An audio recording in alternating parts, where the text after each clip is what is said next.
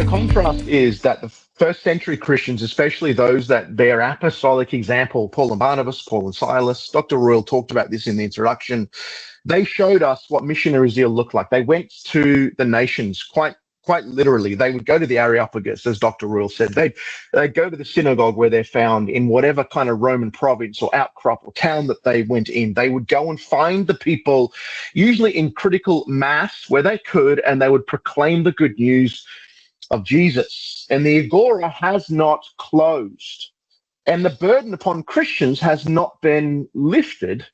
The objective of the missional call and the Great Commission on us remains as it always has, but the agora has changed location. It's now, for the most part, zeros and ones. In other words, it has a digital address. This is really important. As Christians, I think too often, as I've studied history, and I think many of our people on the call have studied history, I've realized that Christians, especially evangelicals, tend to have this lag on taking on board missional opportunity where it happens to be. And I often think to myself, what would it have meant to someone like the Apostle Paul, who already told us his motivation for mission was that by any means he might win some. So when he's among the law-abiding Jewish people, he says, I'm indistinguishable from the most rigid legalist you'll find in my outward practice of the Mosaic Code. He says, when I'm among Gentiles, then I am ostensibly undiscoverable as a Pharisee of Pharisees, or at least that was my former life. Paul says, I am quite happy not to change my heart, not to change my character, not to change who I am as a person, but I'm quite happy to take on the best approach and the best missional presentation of the gospel, depending on audience. And I think what we Christians, especially evangelicals, have an obligation to do in 2026 is ask the question, what will we do with such an opportunity that the digital space offers us? It is still true that the overwhelming majority social media platforms, and Dr. Roy mentioned them, we've got Reddit, we've got Instagram, we've got Facebook, you've got WhatsApp, you've got Twitter, which is now X, you've got maybe another dozen that I haven't mentioned. It's still true that the entry-level access is entirely free.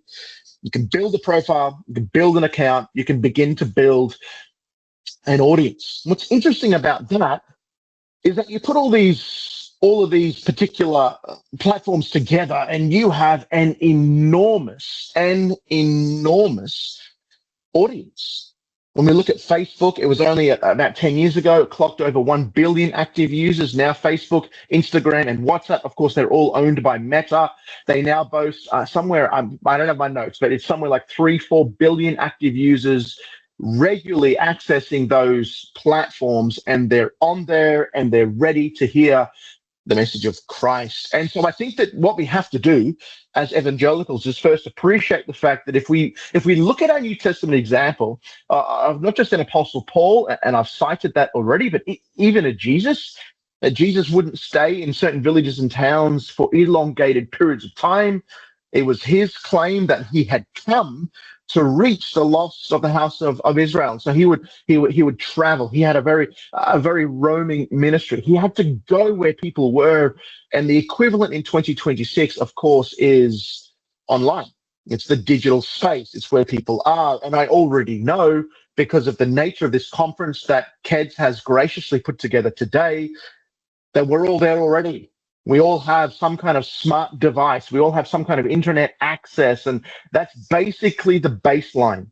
So on the one hand, we can understand that as the gospel now reaches part of the world where missionaries for generations, maybe even centuries, have been sacrificing gravely to try and get into parts of North Korea, parts of the extreme Muslim East, parts of the world where Christianity is not just illegal at a state level, but Christians themselves are illegal in practice and in function.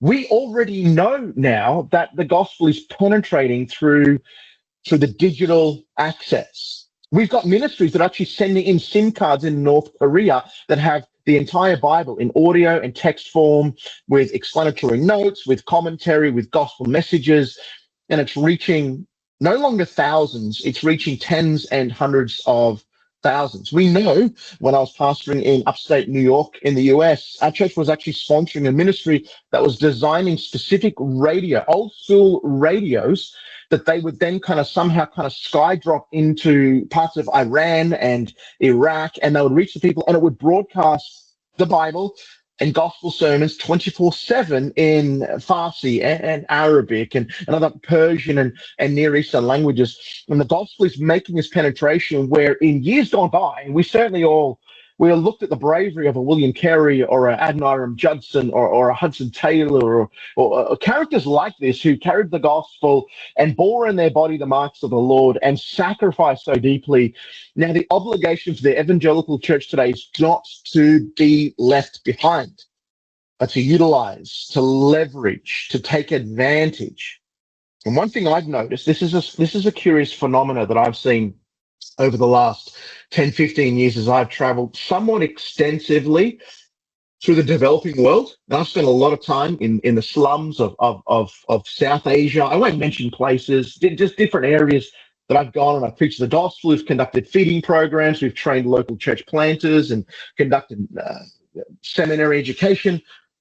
Increasingly, as I go to places, I remember this immense, this almost a metropolis-sized garbage dump, this rubbish tip, wherever our listeners are. I know the American, the Anglo languages have different words for things.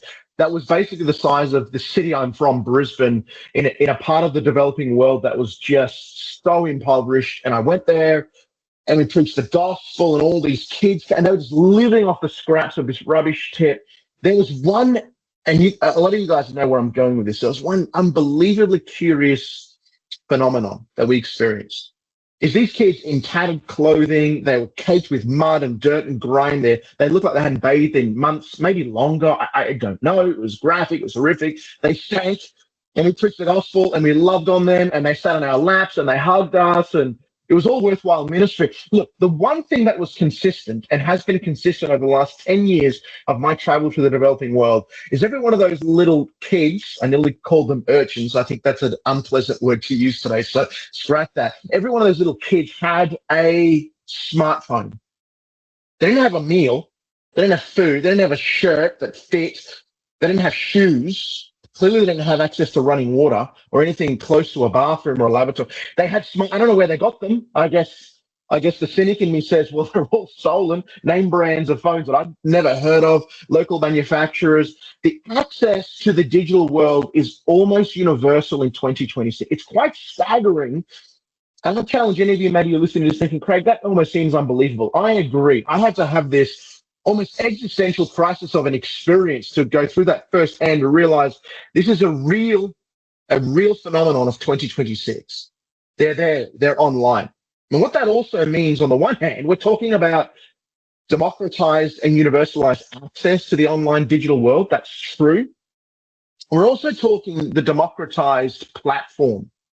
Every single person that has a smartphone and internet access, no matter how spotty, put my hand up today. I apologize to you all. My internet access isn't great. I'm traveling. I'm overseas. But everyone that has some kind of access and some kind of ability to set up a profile with some kind of an email address can reach as many people as the quality of their content rises to. That's the truth of the matter. You know, I grew up in the last millennium. My kids laugh at that. I've got teenagers, 3 teenagers and one child that's about to be a teenager. And I tell them, guys, you have to reckon with the fact that your father was born before there was such a thing as the internet. And of course, they get a real kick out of it. I think it's absurd to them to think that there once was a world. And there indeed was. And now we live in a world where we realize that these little kids in rubbish dumps, garbage tips, in the slums and the ghettos of those underdeveloped countries and cities in the world, they may not have dental care and health care and running water and a sewage system. In fact, they've got none of that. They don't have a second change of clothes or a guarantee of a second meal for the day. That's a certainty. They have some form of internet access. They have a smartphone. And you better believe that the miscreants, you better believe that the nefarious are already striving to access those hearts and those souls and those minds. You better believe that's true. As organizations that promote online gambling and pornographic use and scams and spams and everything you can imagine, the enemy does not delay. The book of Revelation already tells us that he is enraged because he knows his time is short. May the evangelical church access that audience, be there with the message of hope, believe God that message of hope won't be overwhelmed or somehow kind of just shouted down or kind of closed out by the messages of sin and disgust. I saw a statistic not long ago. I don't know if it's still valid, but 70% of all internet use today is pornographic. It's true, and please don't cite me on that. You can do your own research. It's horrific to think that that's how the digital spaces are being accessed. But here we are. We all have smart device of some sort, laptop, phone, tablet, iPad, whatever we've got. We've all got internet access. We're right here. Are we leveraging for the gospel? As someone like the Apostle Paul would help us to see the value in doing that. I want to give you some practical tips. I want to talk about what I found works for me. One of the interesting things that the digital space does is it doesn't just lower the platform. Like I said, I grew up a long time ago, I grew up in the day and age where there wasn't an internet. And when you wanted to find an expert in something, you had to make an appointment. You had to wait in a line. You had to pay a fee. You had to go through a high bar of access. Whereas today, the world's experts are already online. They have Twitter accounts. They have Facebook and Instagram accounts. You can just follow them and you can engage with them in comment sections and you will find meaningful engagement. A recent statistic came out just this year, I believe, could have been late last year, that showed that already AI is having a significantly increased success rate at diagnosing cancers through radio imaging. It's pretty staggering to think of the world we live in and the way the world is democratizing access to expertise. So I go online, right? Of course, I teach at a seminary. I pastor a church. I travel the world. I lecture in conferences and seminars. I'm doing that right now. That's why I'm not at home. And I do all those things, and those things represent platform. They represent an invitation. Even this today, Dr. Royal, a good friend of mine, and I've got a great relationship with Cads, have invited me to come on and speak. There's something that's kind of endemic to that relationship that shows that there's something I've got to give, and I'm here by invitation. But every one of us with internet and smart device access has capacity to engage with experts and has capacity to reach the masses. But you've got to understand the algorithm has a theology. This is so important. It's so important you realize that the algorithm does have rewards, benefits, and punishments. That's absolutely true. Rewards, benefits, and punishments. And sometimes to play the game, sometimes to feed the algorithm, as maybe the verbiage goes, sometimes to do that, it sort of feels like you have to jeopardize your soul. Sometimes it feels like, well, I could of course get 100,000 followers. I could of course get 10,000 followers. I could get 300 comments and 2,000 likes. I could get all of that if I wanted to. If all I did was drop the most incendiary, foolish comments with graphic imagery or just silliness. Of course, that's not what we're talking about. And that's not the heart behind this conference. The heart here is, and definitely in my presentation right now, is how do we get the gospel to the masses without compromise, but still leveraging the algorithm that comes with the hardwiring of a theology.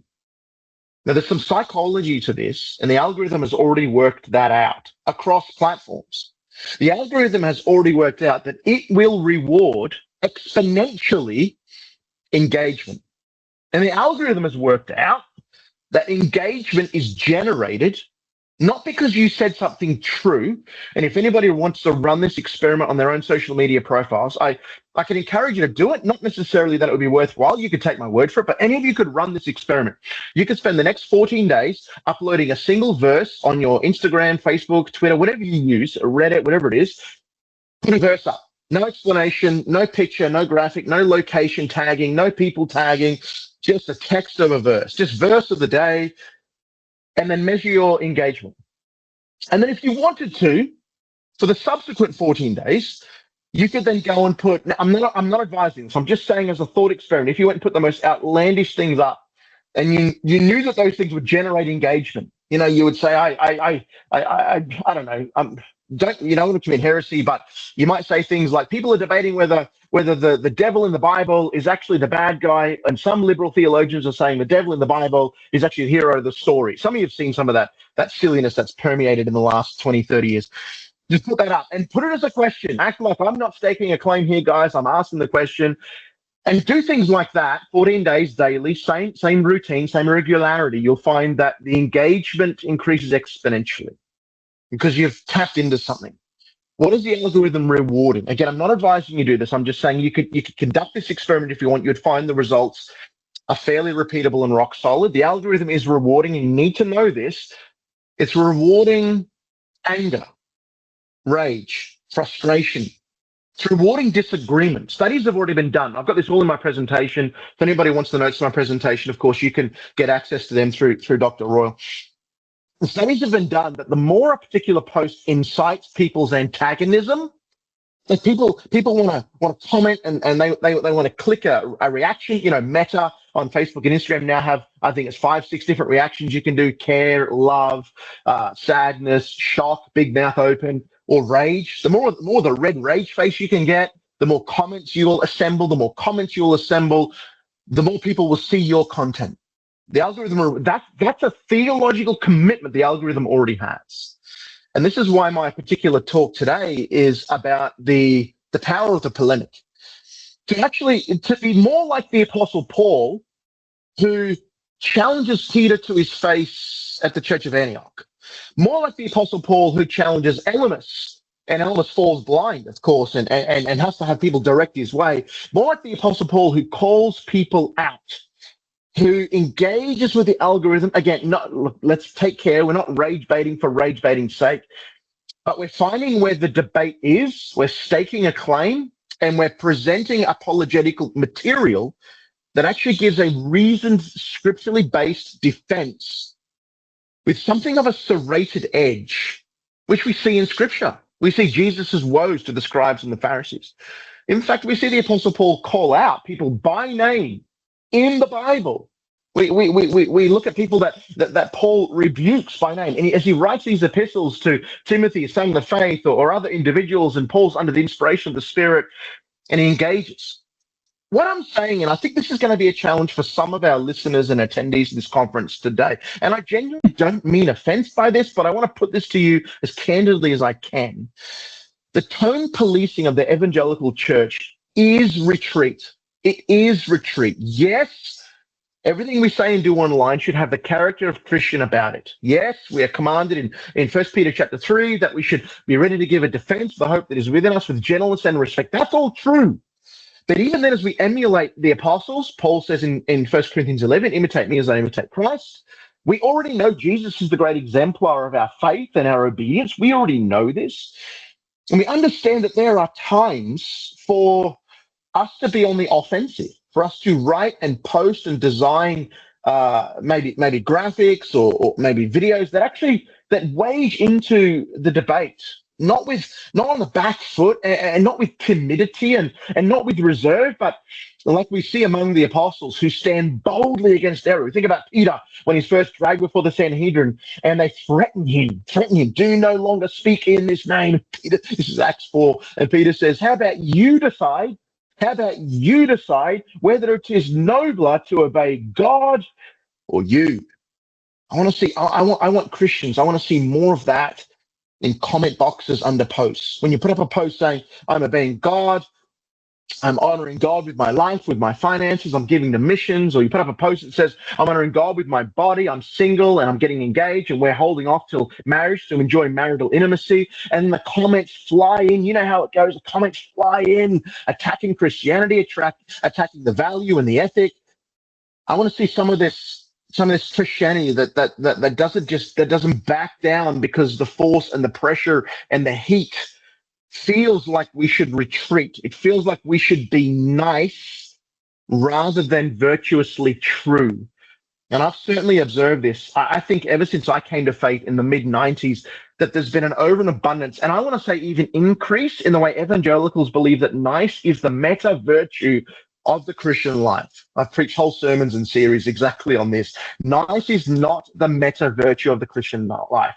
Truth-telling is. The great 19th century theologian J.C. Ryle said it best. He said, that person loves you the most who's willing to tell you the most truth.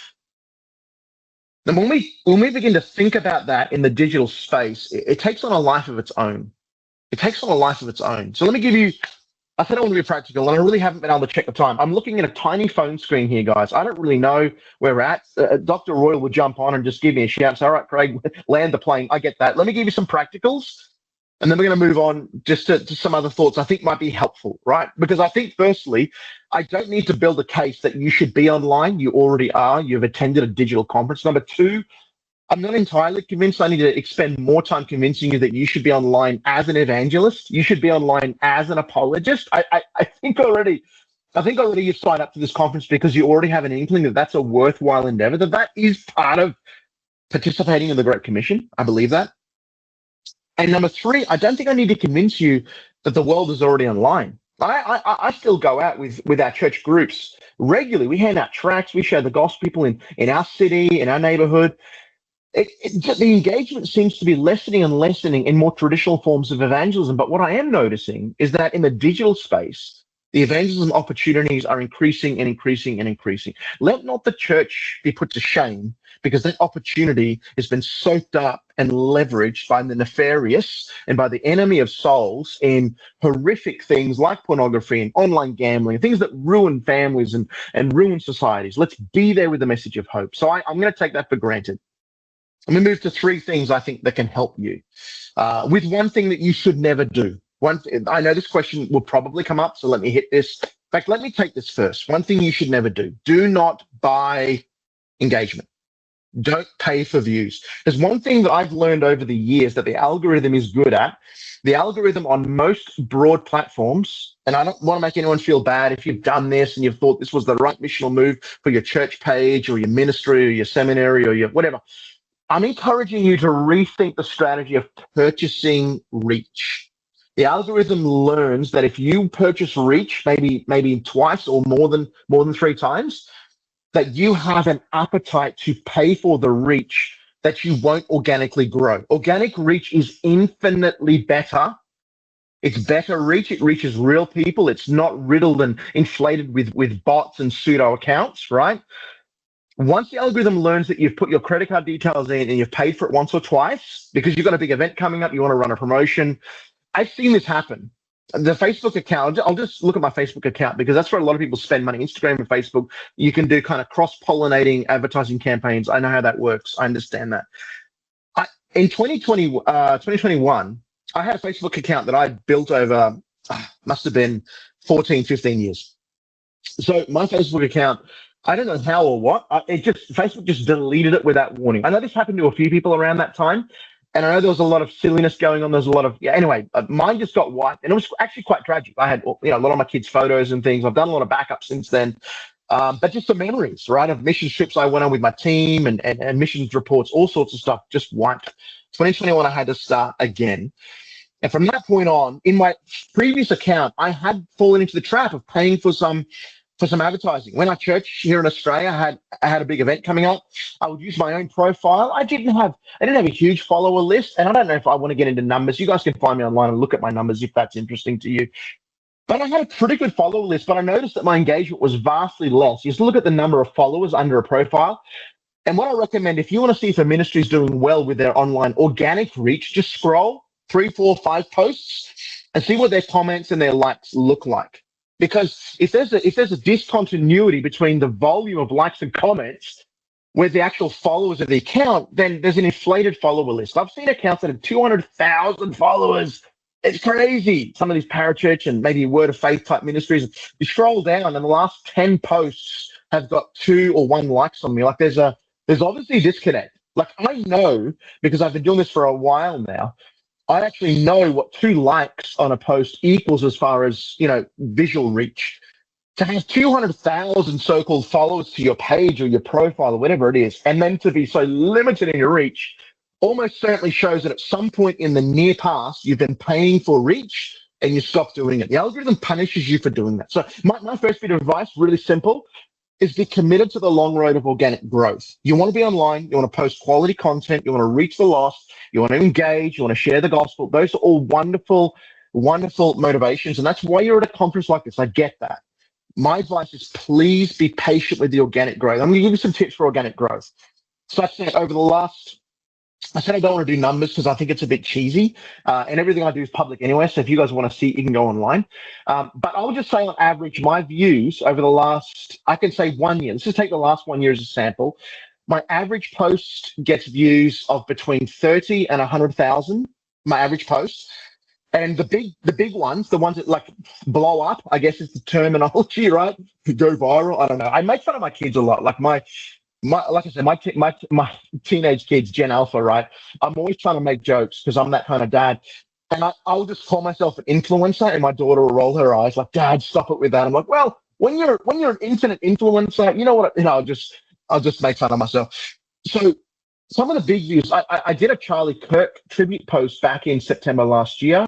It was far and away my biggest post. I think 10 million views, 100,000 likes, a lot of red faces. Didn't realize how many people hated Charlie Kirk. My post wasn't even political. I'm an Australian living in Australia, just talking about the courage of a young man speaking his mind and sharing his faith. And people just lost their minds. Of course, it was just after he was assassinated, the whole tragic story. But on average, I get quarterly reports from Facebook, and there are about 2 million views across all posts every quarter. That's a long build. That takes a long time. And there's three key things you have to be willing to do to generate that kind of organic audience. The most obvious thing I have to say is just be patient. Hopefully you're inspired. You go home today, or maybe you're at home now. You start drafting articles and pictures. I don't recommend you use AI tools. I'm not an artist, so I use AI to do a lot of my graphics because I can't do graphics. So I might do an article about Spurgeon. I did an article recently that got good attention about Spurgeon and his prophetic utterances from the pulpit as part of my PhD research. So I took some of that research and I sort of made it, kind of Substack article format.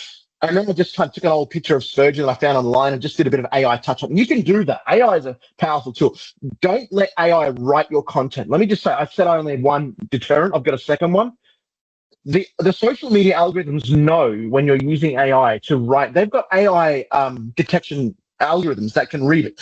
If you just go to AI and say, write me a contentious article about the penal substitutionary atonement of Jesus. That's one of the articles I had up late last year, and it blew up 120,000 views or something, and just anger. A lot of people hating the atonement of Jesus. So it was good. It was great to see, like, the message is getting out, and hundreds of thousands were blessed, of course. But if I just went to AI and said, just write this article, make it sound like you're J.I. Packer, John Stott, Cross of Christ type, really name some adversaries like Paul would do in his epistles, and give to, and that's an AI drafted article with an AI picture, there will be very limited reach. The social media platforms know how to read that, and they're not, like, for the most part, they're not perfect, but they're trying to keep it as human and organic as possible because human quality content is unrepeatable by AI. But you could use AI. Some of the people on this call today don't have great English. Write an article, take it to AI and say, how can I get this into better English? So just basic proofreading. Once you open up an Instagram or a Facebook, new post, Meta already has an AI embedded right there that you can just use to help you draft, right? So be patient. My first point of advice, start putting out quality content that's human and be patient. That's my first thing. I know it sounds like, Craig, you've given us nothing yet. I know. I'm going to get to the things I think are really important. Number two, I've already said this, but be willing to put in your post something that generates reaction. Contentiousness. The book of Jude, verse 3, tells us to earnestly contend for the faith once delivered for the saints, which means more than just proclaiming. It's more than just heralding. It's a perfectly good Greek word for heralding the truth. It's more than just putting a verse up that says Jesus died for our sins, 1 Corinthians 15, 1-3. According to the scriptures, he rose on the third day. That's the gospel. That's great. It needs to get out. Put it up. But to be willing to contend, to put something out there that actually generates a reaction. You know that people are online. You know that the Mormons are on there, the Roman Catholics are on there, Eastern Orthodox are on there, the Latter-day Saints, I already said the Mormons, the Jehovah's Witnesses, and they're quite aggressive. So when you think about it, this is why my talk today is meant to be the algorithm as a theology, the defense of polemic. Like, say something not incendiary for its own sake, but for the gospel's sake, to contend. Go and read the book of Jude as your homework today, right? This is not a lecture, so I can't assign you homework, but you go and read the book of Jude and say, do I write like that? That's a Holy Spirit inspired New Testament way to write art. Do I write like that? That's going to get interest.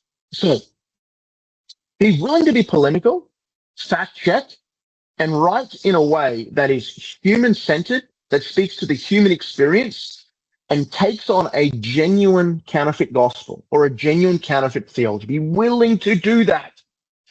You say, well, I just don't have thick skin. I know the comments are going to come. They're going to be angry. They're going to be they're just going to be volatile.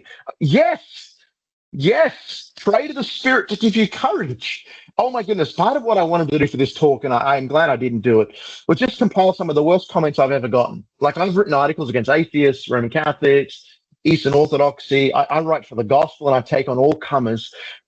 And oh my good, like some of the comments I get, I had this one, I'll tell you one. This one atheist wrote this comment, and it said, I don't know, like I didn't know this guy wasn't a mutual friend. I don't think we had any mutual friends. He saw my post because an atheist friend of his, was on there trying to debate with me. And so it's the algorithm sent to news feeds of that guy's friends. That's how the algorithm works. The algorithm multiplies on itself, right? That's how it works. And this guy writes, why won't you just leave me alone? You're bullying me. You're over here on my news feed. And I replied saying, hey, man, I'm sorry you're seeing this.